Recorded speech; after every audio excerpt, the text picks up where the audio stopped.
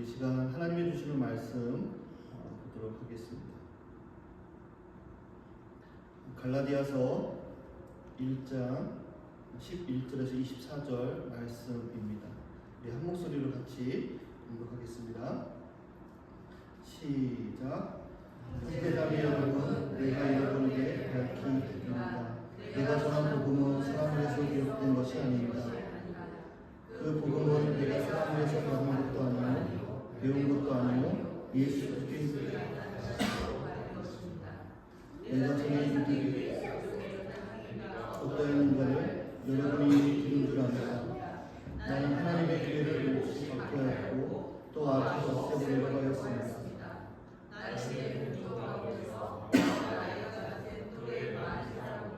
유대 교신앙에 앞서 있었으며 내 조상들의 전통을 지키는 일에도 훨씬 더 열성이었습니다. 그러나 나를 그때로부터 따로 세우시고 은혜로 불러주신 하나님께서 전하게 하시려고 그를 나에게 기꺼이 나타내 보이셨습니다. 그때 나는 사람들과 놀이하지 않았고 또 나보다 먼저 사도가 된 사람들 나는 곧바로 아라비아로 갔다가 다마스코로 되돌아갔습니다. 3년 뒤에 나는 게바를 만나려고 예루살렘으로 올라갔습니다. 나는 그와 함께 공포를 지냈습니다. 그러나 나는 주님의 동생 야고보밖에는 사도 가운데 아무도 만나지 않았습니다. 내가 여러분에게 생기 많은 하나님 앞에 맹세코 거짓말이 아닙니다. 그 뒤에 나는 시리아와 길리기아 지방으로 갔습니다. 그래서 나는 유대 지방에 있는 그리스도의 교회들에게는 얼굴이 알려져 있지 않았습니다. 그들은 다만 전에 우리를 박해하던 그 사람이 지금은 그가 전에 없애버리려고 하던 그 믿음을 전한다는 소문을 들을 따름이었습니다. 그래서 그들은 나를 두고 하나님께 줄곧 영광을 돌렸습니다. 아멘. 네, 지도를 하나 띄워주시죠. 잘 안 보이실 것 같긴 한데 설교를 들으시면서 한번 지도를 여러분들이 보시면 좀 더 이해가 되지 않을까 생각을 합니다. 한번 크게 한번 띄워주실래요? 네. 좀 보이시나요? 네.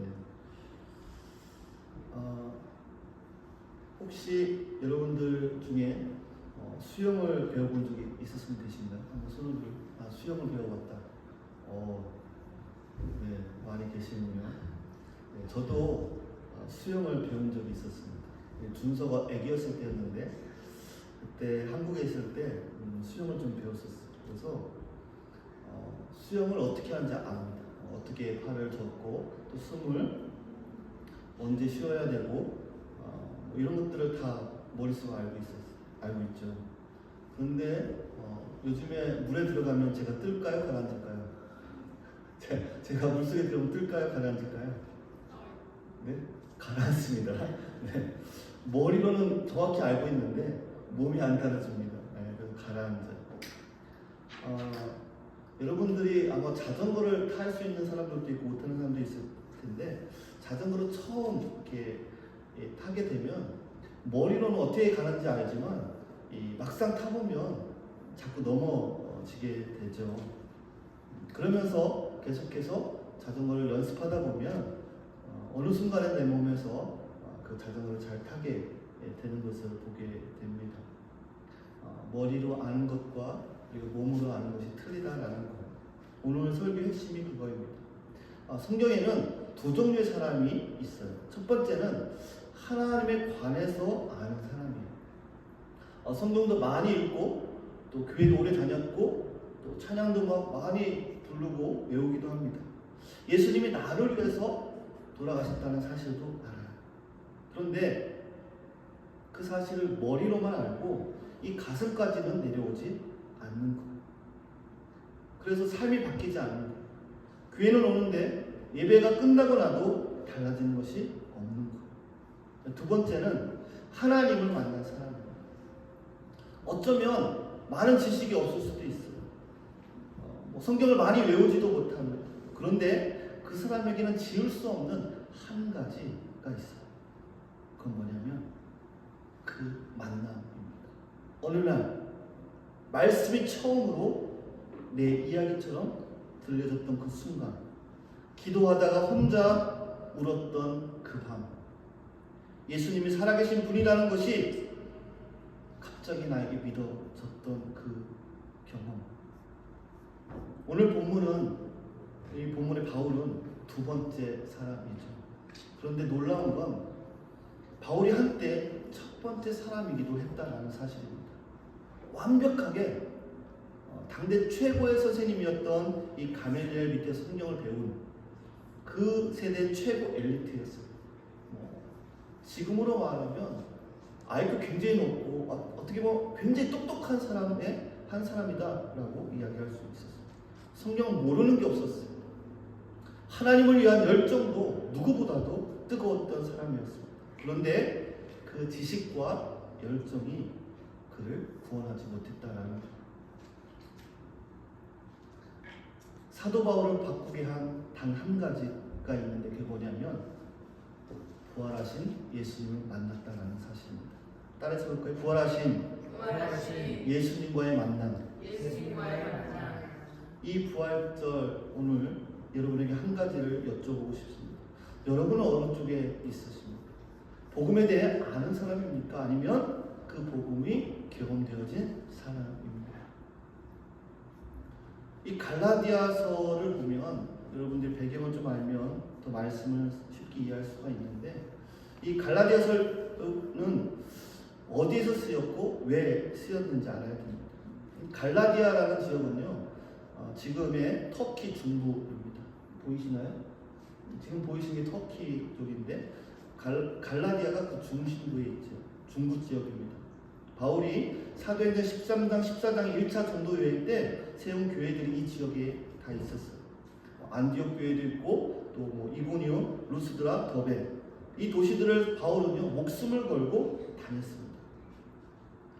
루스드라에서는 무슨 일이 있었냐면 바울이 나면서부터 걷지 못하는 사람을 고쳐줬어요. 그랬더니 사람들이 이 바울과 바나바를 신으로 생각하고 막 제사하려고 했죠. 그래서 바울이 그러지 말라고 필사적으로 말렸죠. 그리고 또 어떤 일이 있었냐면 유대인들이 사람들을 선동해서 이 바울을 돌로 군중들을 던지게 합니다. 그래서 죽은 줄 알고 사람들이 성 밖에 버리죠. 제자들이 보니까 바울이 일어나서 다시 성 안으로 들어갑니다. 그리고 그 다음날에 더베로 출발을 하죠. 그렇게 피 흘리며 세운 교회들이 불과 몇 년 만에 다른 복음으로 돌아서고 있는 상황이었습니다. 갈라디아서 1장 6절에 보면 이런 말씀이 있어요. 그리스도의 은혜로 너희를 부르신 이를 이같이 속히 떠나 다른 복음을 따르는 것을 내가 이상하게 여기노라. 여러분, 이상하게 여기노라 라는 말은요, 이럴 수가, 충격, 이런 의미를 가지고 있어요. 요즘 말로 하면 실화냐? 정말 이게 실화냐? 라는, 바울이 책망하기 전에 그런 마음이, 정말 이게 사실인가? 라는 그런 마음이 들었던 거예요. 다른 복음이 여러분 무엇이 문제일까? 갈라디아 전체가 설명하고 있지만 간단히 말하면 이렇게 말하고 있는 거예요.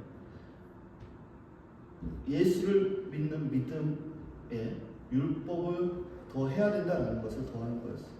유대인 그리스도인, 유대주의자들이라고 하는데 이 갈라디아에 와서 이렇게 가르치는 거예요. 여러분, 예수님 믿는 것만으로는 부족해요. 여러분, 할례도 받아야 되고 음식 규정도 지켜야 되고 유대 절기를 따라서 여러분 그걸 지켜야 진짜 하나님의 백성이 되는 거예요 라고 말하는 거죠. 우리 아이들한테 한번 물어볼게요. 만약에 엄마가 이렇게 말하면 어떨 것 같아요? 야, 나는 레이나를 너무 사랑해. 엄마가 그랬어요. 그런데 네가 맨날 방 청소하고 공부도 열심히 하고 말씀도 항상 잘해야 되고 그러면 내가 진짜로 너 사랑해 줄게. 여러분, 이거는 진짜 사랑일까요? 아니면 조건부 사랑일까요? 조건부 사랑이죠. 사랑은요, 이 아이가 무엇을 하든 그 아이가 사랑하는 거. 잘못을 하든 말을 안 듣든 내 자녀니까 사랑을 하는 거죠. 그게 진짜 사랑이죠. 규칙을 지키며 사랑하고 규칙을 지키지 않으면 사랑하지 않아요. 예수님 더하기 율법, 이것을 가르치고 있었던 거예요. 그래서 바울이 이야기하는 거예요. 그것은 다른 복음이 아니라 다만 어떤 사람들이 너희를 교란하여 그리스도의 복음을 변하게 하려 함이라.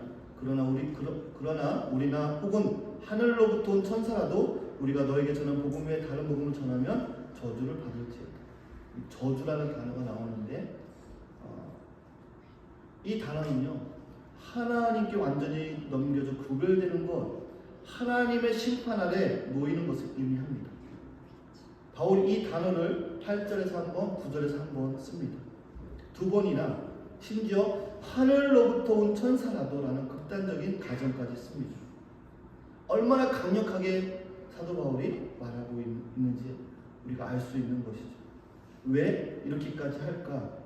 갈라디아서 5장 4절에 그 이유를 설명하는데, 율법 안에서 의롭다함을 얻으려 하는 너희는 그리스도에게서 끊어지고 은혜에서 떨어진 자이다. 은혜에 율법을 더하면 은혜가 더 풍성해지는 것이 아니라 은혜가 파괴된다라고 말하는 거예요. 여러분, 은혜의 핵심은 뭐냐면 하나님이 조건 없이 주신다라는 거예요. 한번 따라해서 볼까요? 하나님이 조건 없이 주신다. 그런데 그 조건을 하나라도 붙이는 순간 더 이상 그것은 은혜가 되지 않는 거고 거래가 되는 거죠. 거래는요, 내가 해야 상대방도 하는 거예요. 내가 할례를 받아야, 내가 절기를 지켜야, 그래야 하나님이 나를 받아주신다라는 거죠. 여러분, 이것은 복음이 아닌 것이죠. 그래서 로마서 11장 6절에 바울은 명확하게 이야기합니다. 만일 은혜로 된 것이면 행위로 말미암지 않음이니 그렇지 않으면 은혜가 은혜되지 못하느니라. 여러분, 은혜는 100%여야 된다라는 거예요. 99%의 은혜에 1%의 내 공로를 더하는 순간 그것은 더 이상 100%의 은혜가 아닌 것이 되는 것이죠. 왜냐하면 그 99%에 내가 그 1%를 채우지 못하는 날 그 계약은 깨어지기 때문에 그렇습니다. 그런데 이 당시에만 그런 다른 복음이 있었느냐? 그렇지 않은 것 같아요. 오늘 우리 주변에도 다른 복음들이 너무 많이 들어와 있습니다. 열심히 하면 복 받는다. 기도 많이 하면 하나님께 더 가까이 나간다. 헌금을 많이 드리면 응답받는다. 이 정도 죄를 지었으니까 이 정도 벌을 받는 게 당연하다. 여러분, 복음처럼 들리십니까? 이것은 복음의 언어를 쓴 율법입니다. 여기서 우리가 반드시 짚고 넘어가야 될 것이 있어요. 제가 이렇게 말을 하니까 이렇게 들릴 수도 있어요. 그러면 열심히 살지 말라는 건가? 기도 안 해도 되나? 헌금 안 드려도 되나? 절대 그렇지 않죠. 열심히 사는 것, 기도하는 것, 헌금 드리는 것, 성경에서 말씀하고 있죠. 성경에서 권하는 것들이죠. 그런데 문제는 그것 자체가 문제가 아니라 왜 하느냐, 어디서 출발하느냐가 문제인 거예요. 자, 여러분, 우리 아이들 여러분들 한번 생각해 보세요. 엄마가 아파요. 엄마가 아픈데 A라는 친구가 있고 또 다른 친구가 있어요. 근데 이 친구가, A라는 친구가 이렇게 생각을 해요. 내가 설거지를 안 하면 엄마가 나 미워할 것 같다. 혼날 것 같다. 그러니까 해야지 하는 친구가 있고, 또 한 친구는, B라는 친구는 이렇게 생각해요. 엄마가 아프시니까 내가 도와드리고 싶어. 엄마가 그러면 좋아하실 거야. 둘 다 똑같이 설거지를 했어요. 행동도 똑같이 했어요. 그런데 뭐가 다르죠? 한 아이는 혼날까 봐, 엄마한테 혼날까 봐 한 거고, 또 한 아이는 사랑해서 엄마를 사랑하는 마음으로 하는 거예요. 뭐가 다르죠? 동기가 달라요. 어떤 마음으로 했는지가 달라요. 이것이 율법과 복음의 차이입니다. 열심히 살아가는 것에 대해서, 여러분, 율법으로 열심히 사는 사람들 어떻게 생각하냐면, 내가 더 착하게 살아야지. 내가 그래야 하나님이 나를 사랑해 주실 거야. 오늘 실수했어. 내가 잘못했어. 하나님이 나를 멀리 하실 거야. 이 사람의 열심은요, 하나님의 사랑을 얻기 위한 열심이에요. 불안해서 나오는 열심이에요. 그래서 지칩니다. 결코 충분하지 않으니까. 그런데 복음으로 열심히 사는 사람은 다릅니다. 하나님이 나를 이미 사랑하셨고 창세전에 이미 나를 선택하셨어요. 이 사랑에 내가 응답하고 싶다라는 것. 이 사람의 열심은요, 하나님의 사랑을 받았기 때문에 나오는 열심이에요. 감사하게 나오는 열심이에요. 요한일서 4장 19절이 이것을 말씀해 주고 있어요. 우리가 사랑함은 그가 먼저 우리를 사랑하셨습니다. 하나님이 나를 사랑하셨기에 봉사하고 섬기고 하는 것. 먼저가 어디냐라는 것. 하나님이 먼저 그 사랑을 받은 사람이 사랑으로 응답하는 것. 그래서 교회에서 섬기고 봉사하는 것도 그래서 말씀드리는 것. 먼저 봉사하지 말아요. 여러분이 하나님의 사랑을 깨닫고 그 사랑이 여러분에게 부어지면 그 사랑으로 섬길 수 있는 것. 여러분, 인간의 열심으로 섬기면요, 지칩니다. 할 수가 없어요. 기도도 마찬가지. 율법으로 기도하는 사람은요, 이렇게 생각합니다. 기도를 많이 해야 하나님이 내 말을 들어줄 것 같은 거예요. 오늘 기도를 못했으니까 하나님이 멀어지셨을 거예요. 이 사람에게는 기도는요, 하나님의 관심을 나에게 끄는 수단으로 사용하는 겁니다. 기도의 양으로 하나님과 거리를 재는 것이죠. 그런데 복음으로 기도하는 사람은 다릅니다.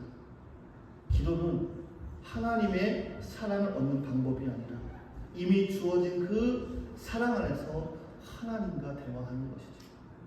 로마서 8장 15절에 이렇게 기록하고 있습니다. 너희는 다시 무서워하는 종의 영을 받지 아니하고 양자의 영을 받았으므로 우리가 아빠 아버지라고 부르짖느니라.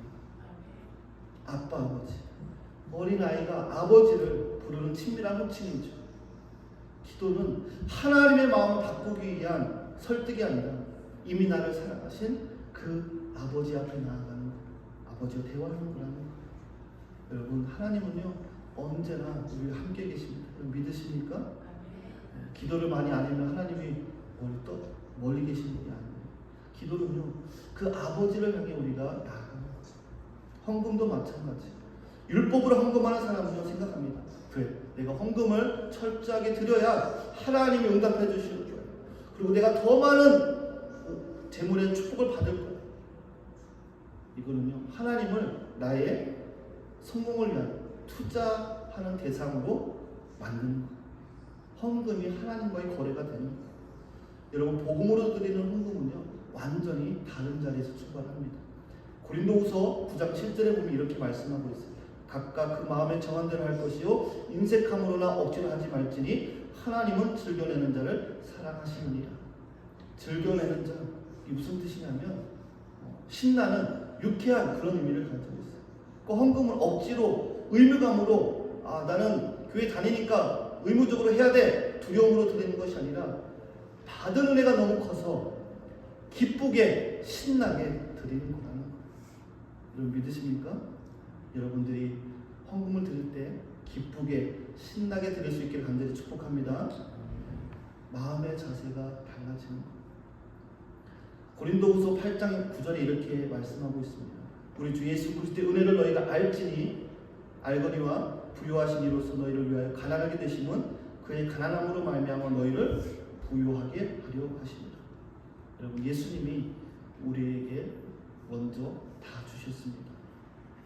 그 사실을 아는 사람은 여러분, 헌금이 투자가 되는 것이 아니라 감사의 응답이 되는 것이죠.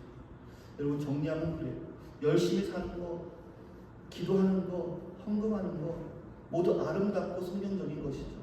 그런데 그것이 두려움이나 거래에서 출발한다면 그것은 우리를 지치게 하는 율법이 될 수밖에 없다는 것. 받은 사랑과 감사에서 출발하면 그것은 우리를 살아나게 하는 복음의 열매가 되는 줄 믿으시기 바랍니다. 그 뿌리가 어디에 있느냐, 그것이 중요합니다.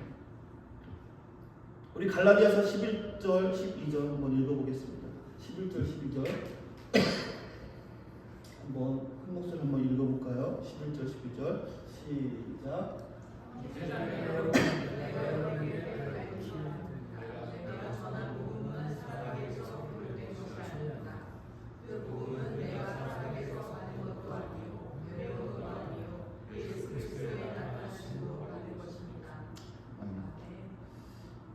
당시 바울을 공격했던 유대주의자들의 논리가 이거였어요. 바울은 예루살렘의 원래 사도들한테 제대로 검증을 받지 않았다라는 거예요. 그러니까 바울의 복음은 가짜라는 거예요. 진짜 복음은 예루살렘에서 오는 것이고 거기서는 율법도 지켜야 된다고 가르친다라는 거예요. 여러분, 이 논리가 사실이라면 오직 은혜, 오직 믿음의 복음이 무너지는 것이죠. 그래서 사도 바울은 싸우는 거죠. 그런데 바울이 반격하는 방식이 독특합니다. 나도 예루살렘 사도들만큼 검증된 사도다 라고 이야기하는 것이 아니라 뭐라고 하냐면 사람에게서 받은 것과 배운 것이 아니다라는 거예요. 이 두 단어는요, 그 당시에 랍비 전통에서 쓰이는 단어들인데 이게 무슨 뜻이냐면 학교에서 배운 것, 또 선생님들한테 전수받은 것, 그것을 의미합니다. 이 둘을 다 사도 바울은 부정을 합니다. 바울은 어떤 인간적인 통로를 통해서 내가 이 복음 받은 것이 아니다라고 말하는 거예요. 그러면 뭐냐면 예수 그리스도의 계시, 이것이 중요합니다. 가려진 것을, 계시는 가려진 것을 벗겨내다, 덮개를 들어올리다라는 뜻이에요. 내가 올라가서 얻은 것이 아니라, 노력해서 얻은 것이 아니라 위에서 내려온 것이다라는 거예요. 뭔가 열심히 노력해서 공부해서 발견한 것이 아니라 하나님이 먼저 우리에게 바울에게 보여주셨다라는 거예요. 이것이 복음의 근본적인 문법입니다. 하나님이 우리에게 먼저 오셨다라는 거예요. 하나님이 먼저 찾아오셨다라는 거예요. 이사야 65장 1절에 하나님께서 이렇게 말씀하십니다. 나는 나를 구하지 아니하던 자에게 물음을 받았으며 나를 찾지 않았던 자에게 발견되었습니다. 하나님은 우리가 찾기 시작하기 전에 이미 찾아오셨다는 사실입니다. 복음은요, 사람이 하나님을 향해 올라가는 이야기가 아니라 하나님이 인간을 향해 내려오신 이야기입니다. 우리 본문의 13절 14절입니다. 한번 읽어볼까요? 13절 14절 시작. 내가 전에 유대교에 있을 때 하나님과 언어하는 나를 여러분이 이미 들은 줄 압니다. 나는 하나님의 교회를 몹시 박해하였고 또 아주 없애버리려고 하였습니다. 나는 내 동족 가운데서 나와 나이가 같은 또래의 많은 사람보다 유대교 신앙에 앞서 있었으며 내 조상들의 전통을 지키는 일에도 훨씬 더 열성이었습니다. 여기에서 심히, 개역 개정에는 심이라는 단어가 나오는데 무슨 의미냐면 측량할 수 없을 정도로 한계를 뛰어넘어서라는 뜻이에요. 그러니까 바울은 교회를 박해하는 데 있어서 그냥 아마추어로 박해했던 사람이 아니에요.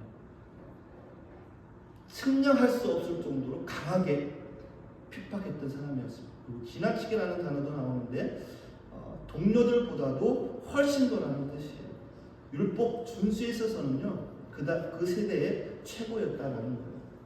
빌립보서 3장 4절 6절에 바울의 이력을 이렇게 더 구체적으로 이야기합니다. 나는 8일 만에 할례를 받고 이스라엘 족속이요 베냐민 지파요 히브리인 중에 히브리인이요 율법으로는 바리새인이요 열심으로는 교회를 박해하고 율법의 의로는 흠이 없는 자다라고 말합니다. 율법의 의로는 흠이 없다라는 거예요. 이것이 사도 바울 자신의 평가였습니다. 여러분, 인생이 어떤 실패로 인해서 그가 새로운 길을 찾은 게 아니었어요. 사도 바울이 생각했을 때 자기가 생각했던 기준에서 최고 완벽하게 승리하고 있었던 사람입니다. 실패를 느껴보지 않은 사람이었어요. 방황하지도 않았어요. 그런데 사도행전 9장에서 부활하신 예수님이 그에게 나타나십니다. 호련히 하늘로부터 빛이 그를 둘러 비추시는 자, 땅에 엎드려져 들으면 소리가 있어 이르되 사울아 사울아 내가 어찌하여 나를 박해하느냐 하시거늘 대답하되 주여 누구시나이까 이르시되 나는 내가 박해하는 예수라. 나는 내가 박해하는 예수라. 여러분, 이 한 문장이 사도 바울의 인생을 완전히 바꾸게 됩니다. 그가 부수고 핍박했던 교회가 예수님의 몸이었던 것이죠. 잡아들였던 사람들이 예수님 안에 있던 사람들이었던 것이죠. 사실 바울은요, 사도 사울은요, 하나님을 위한다고 했지만 사실은 하나님의 아들 예수 그리스도를 핍박하고 있었던 것이죠. 자신이 가장 확실했던 것이 틀렸다라는, 내가 이건 정말 정확하게 맞다라고 생각했던 것이 틀렸다라는 것이죠. 여러분들은 이런 적이 없는지 모르겠어요. 정말 좋은 일을 하려고 내가 했는데 알고 보니까 그게 나쁜 결과를 만들어낸 거예요. 제가 예전에 어렸을 때 기억이 나는데 부모님을 도와드리려고 제가 골로라고 아십니까? 골로. 옛날에 골로라고, 지금은 이제 다 이렇게 스토브가 있지만 그때는 골로라고 있어요. 그 석유를 계속 불 때는 게 있었는데 거기에 불을 주면서 찌개를 좀 데워놓으면 엄마 아빠가 오면 맛있게 식사할 수 있겠지 해서 불을 켜놓고 깜빡하고 밖에 나가서 놀다 들어왔더니 불날 뻔했어요. 냄비를 타고 막 뿌연 연기가 막, 그런 경험이 있었습니다. 뭔가 좋은 일을 하려고 했는데 결과가 안 좋아졌어요. 저는 지금까지 살아오면서 성실하고 또 착하게 살았다고 생각을 했습니다. 나쁜 짓을 한 게 없잖아요, 기죠.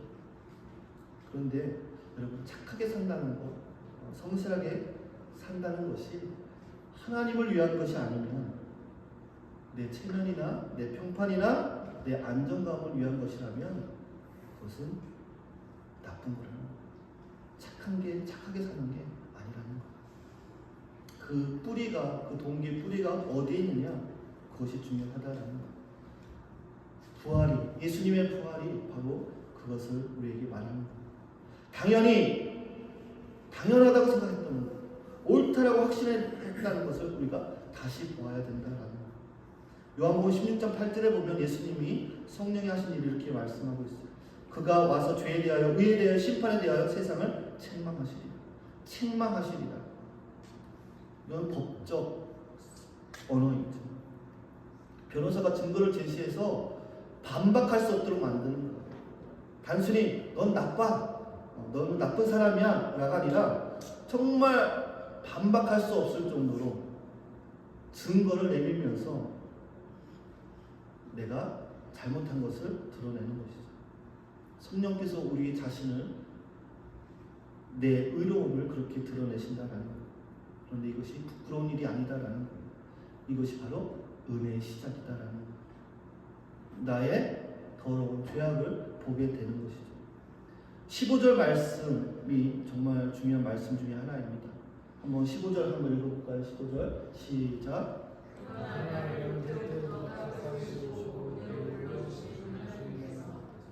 여러분, 이 말씀이 여러분 믿어지십니까?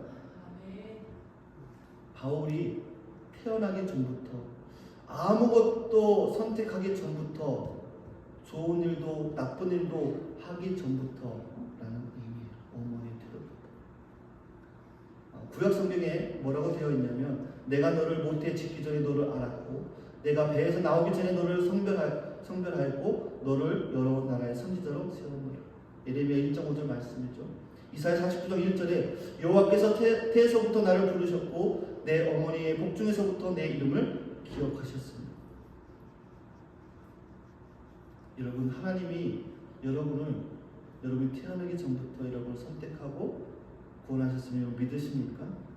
사도 바울이 지금 그 얘기를 하고 있는 거예요. 하나님이 나를 선택하셔서 이방의 복음을 증거하는 사람으로 세우셨다라고 말씀하고 있어요.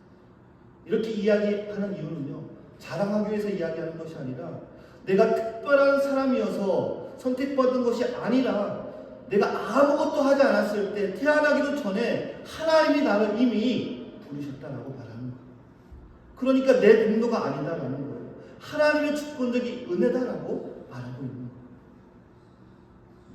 거예요. 여기에서 택정하시고라고 개역 개정으로 나와 있는데 이거는 구별되다, 따로 세우다라는 뜻인데요. 바리새인의 어근과 똑같습니다. 그럼 바리새인의 뜻은 뭐냐면 구별된 사람들이라는 뜻이에요. 바울은요 평생 바리새인으로서 율법을 지켜서 스스로 하나님 앞에 구별된 자가 되려고 했습니다. 그것이 그 인생의 목표였습니다. 그런데 하나님은 이미 바울이 태어나기 전부터 그를 구별하셨어요.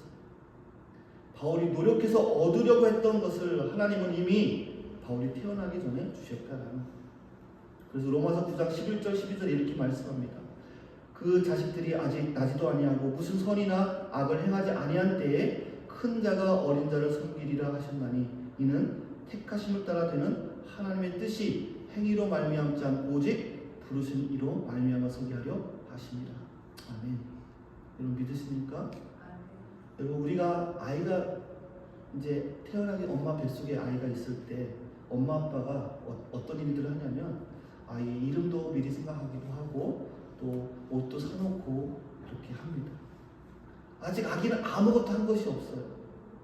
그런데 이름도 생각하고 옷도 사놓고 신발도 사놓고 막 준비해요.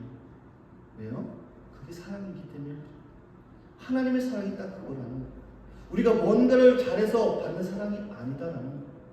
하나님이 먼저 우리가 아직 아무것도 하기 전에 이미 우리를 사랑하셨다는 사실입니다. 여러분 믿으십니까? 곧 창세전에 그리스도 안에서 우리를 택하사 우리로 사랑 안에서 그 앞에 거룩하고 흠이 없게 하시려고 하셨다라는 거예요. 여러분 이것은 무엇을 의미하는 거냐면 여러분 우리의 노력에 달려 구원이 우리의 노력에 달려 있다라고 한다면 기도 못한 날, 또 성경을 안 읽은 날, 죄를 지은 날 하나님이 나를 버리셨나 두려워지게 되는 것이죠. 그래서 하나님 앞에 나오기가 너무 힘들어지는 거죠. 그런데 여러분의 구원이 하나님의 창세 전부터 태중에서부터 선택하신 것에 달려있다면 넘어지는 날에도 의심하는 날에도 실패하는 날에도 하나님의 성령은 여러분 흔들리지 않으면 여러분 믿으시기 바랍니다. 여러분이 그 사실을 믿기만 하면 여러분은 하나님이 이미 사랑하셨기에 그 주님 안에 있게 되는 것이죠. 17절 말씀을 보면 또 나보다 먼저 사도된 자들을 만나러 예루살렘으로 가지 아니하고 아라비아로 갔다가 다시 다메섹으로 들어갔다라고 말씀하고 있습니다. 여러분 이 말씀을 읽으면요 사도 바울이 좀 이상하다고 생각이 들 수도 있습니다. 여러분 부활하신 예수님을 만났으면 제일 먼저 어디로 가야 될까요? 어디로 가야 될까요? 예수님을 만났어요. 그러면 사람들을 만나러 가야죠. 예루살렘으로 베드로도 만나고 요한도 만나고 내가 예수님을 만났다라고 이야기해야 되는데 반대로 아라비아 광야로 들어갑니다. 시내산에 있던 그 광야입니다. 여러분 그것은요 모세가 하나님을 만나 율법을 받은 시내산 바로 그 광야 지역을 말하는데 바울이 그 지역으로 들어간 거예요. 이스라엘 역사가 다시 한번 반복이 되고 있어요. 하나님의 새로운 언약을 준비하는 과정에서 하나님이 바울을 광야로 이끄신 것이죠. 만약에 여러분들이 우리 친구들이 엄청난 비밀을 알게 됐어요. 이거는 정말 누구도 모르는 비밀인데 내가 먼저 알게 됐어. 그러면 친구들한테 가서 이야기를 하고 싶을까요? 안 하고 싶을까요? 어때요? 친구들이 궁금해할 만한 그런 비밀을 알고 있어. 얘기하고 싶잖아요. 그런데 바울은 아무한테도 말 안 하고 광야를 혼자 들어갔어요. 부활하신 예수님을 만난 이 바울에게 가장 필요했던 것은요, 다른 사람의 확증이나 다른 사람의 어떤 그런 박수나 격려가 아니라 그 만남의 의미를 조용히 소화하는 시간이 필요했던 것이죠. 내가 평생 읽어왔던 성경 말씀, 구약 성경이 전부 예수님을 가리키고 있다는 것을 그 광야에서 하나님과 단둘이 그 시간을 보내야 했던 것이죠. 이것이 성경 전체의 패턴이죠. 하나님은 하나님의 사람을 쓰실 때마다 먼저 광야로 이끄시는 걸 보게 됩니다. 모세를 보면 이집트 왕자에서 이스라엘을 해방시키려다 실패하고 미디안 광야 40년을 양을 치며 보내죠. 그 광야에서 하나님을 만납니다. 불붙는 떨기나무 앞에서 만나게 되죠. 엘리야는 어떻습니까? 갈멜산에서 850명의 이방 선지자들과 싸워서 이기고 나서 이세벨의 협박을 받고 완전히 마음이 무너져서 광야로 도망가서 그 로뎀나무 아래서 죽게 해달라고 했을 때 하나님이 그 광야에서 천사를 통해 음식을 먹이고 일어나 먹으라고 하시죠. 세례 요한도 마찬가지죠. 광야에서 준비된 사람이었어요. 그리고 예수님을 보세요. 요단강에서 세례를 받으시고 바로 사역을 시작한 것이 아니라 마태복음 4장 1절에 보면 성령에 이끌려 광야로 가서 마귀에게 시험을 받으셨다. 광야에서 40일 밤낮으로 금식하신 후에 주님이 사역을 하셨던 것이죠. 여러분, 광야는 실패 장소가 아닙니다. 광야는 빚어짐의 장소라는 것. 세상의 수범이 차단되고 사람들의 시선과 인정이 사라지고 오직 하나님과 독대할 수 있는, 하나님과 함께할 수 있는 시간이다라는 것. 그 3년 동안 바울에게 어떤 일이 있었는지 성경에서는 구체적으로 말하지 않지만, 기록하지 않지만 이 성경을 보면 갈라디아서 전체가 그 3년의 열매를 보여주는 것이죠.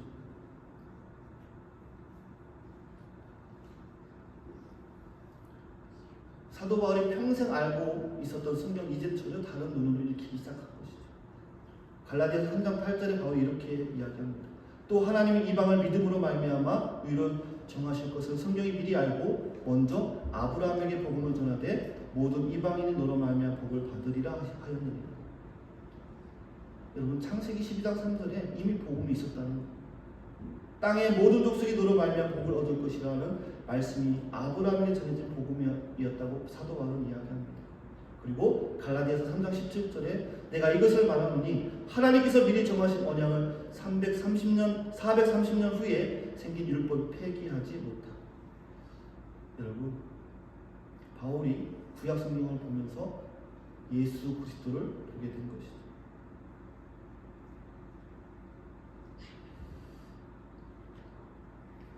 여러분, 이 모든 것에 뿌리가 있는데 오늘 가장 큰 핵심인데, 이 바울이 이 편지를 이 갈라디아서 쓸 수 있었던 이유, 아라비아 광야로 갈 수 있었던 이유, 내가 복음은 사람에서 받은 것이 아니다라고 당당히 말할 수 있었던 이유, 그 이유는 딱 하나입니다.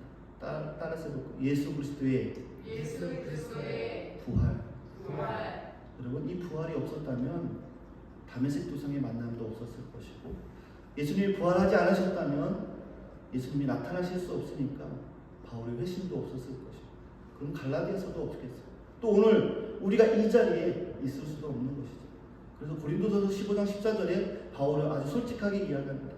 그리스도께서 만일 다시 살아나지 못하셨으면 우리가 전파하는 것도 헛것이요 너희 믿음도 헛것이며 라고 말씀하고 있습니다. 헛것이라는 것은요, 내용이 없다는 거예요. 그리고 15절에 또한 우리가 하나님의 거짓 증인으로 발견되리니 우리가 하나님이 그리스도를 다시 살리셨다고 증언하였습니다. 여러분, 부활이 없다면 우리는 거짓말장이다라는 거예요. 교회가 지금 2000년이 넘도록 그렇게 유지되고 있는데 사기 집단이라고 말하는 거예요. 그러나 여러분, 부활이 있었다라는 사실입니다. 여러분, 믿으십니까? 예수님이 부활하심을 믿으십니까? 그 부활의 증거를 사도 바울이 말하죠. 그리스도께서 성경대로 우리 죄를 위하여 죽으시고 장사지는 바 되셨다가 성경대로 사흘 만에 다시 살아나사 게바에게 보이시고 후에 12 제자에게와 그 후에 500여 형제에게 일시에 보이셨나니 그 중에 지금까지 살아있는 자도 있고 맨 나중에 만삭되지 못하여 난 자 같은 데에게도 보이셨느니라. 여러분, 부활이 우리에게 주는 의미가 무엇입니까? 예수는 우리가 범죄한 것 때문에 내줌이 되고 또한 우리를 의롭다 하시기 위하여 살아나셨다라고 말씀하고 있습니다.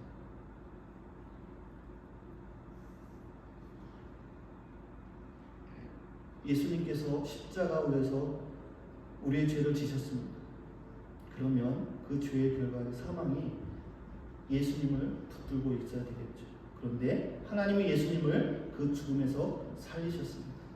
그리고 이것은 하나님의 선언입니다. 예수님이 지불한 그 십자가의 값으로 충분하다. 우리의 죄의 값이 완전히 깨끗하게 청산되었다라고 말씀해 주시는 거예요. 예수님 안에 있으면 우리는 죄가 없다라고 말씀합니다. 그것을 칭의라고 합니다. 어려운 단어인데 쉽게 풀면 이런 단어예요. 의롭다고 선언받은 것, 내가 의롭게 되었다라는 하나님이 법정에서 우리를 죄가 없다라고 선언하시는 것. 그 근거는 바로 그 예수님의 의로움 때문에 그렇습니다.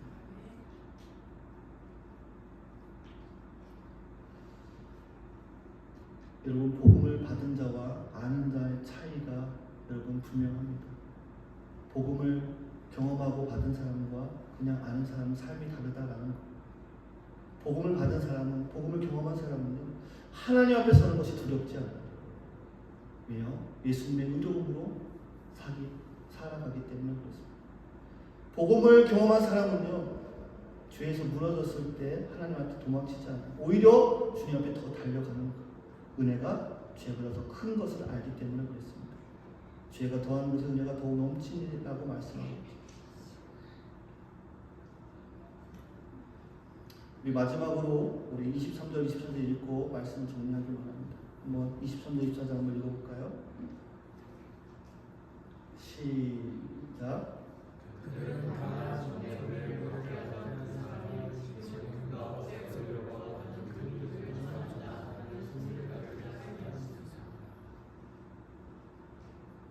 네, 4절.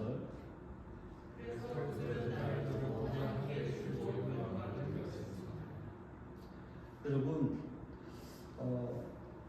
우리가 이 말씀을 들으면서 조심할 것이 하나가 있는데, 이 말씀을 들으면서 내가 더 열심히 살아야지, 더 착하게 살아야지, 하나님의 영광을 위해서 살아야지가 아니라, 여러분, 진짜 변화의 비밀이 성경에 기록이 되어 있는데, 갈라디아서 2장 20절 말씀이에요.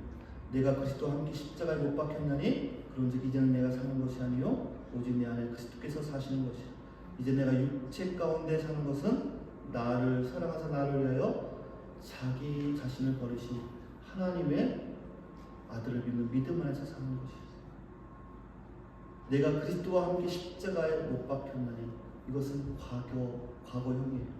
이미 일어난 일이에요.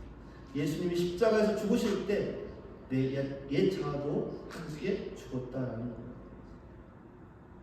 이제는 내가 사는 것이 아니라 내가 더 나은 사람이 되려고 애쓰는 것이 아니라 오직 내 안에 그리스도께서 사시는 것이다. 그리스도가 내 안에서 사시게 해드리는 거라는 거예요.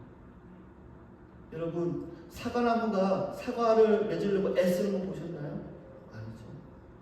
포도나무는 포도나무 열매를 맺는, 저절로 열리는 거예요. 열매를 맺으려고 애쓰지 않아도 그 나무의 그 열매가 맺히는 거예요. 우리 삶도 마찬가지입니다. 우리 뿌리가, 여러분, 우리가 예수님께 연결되어 있으면 변화는 저절로 일어난다라는 사실입니다. 내 안에 거하라, 나도 너희 안에 거하리라.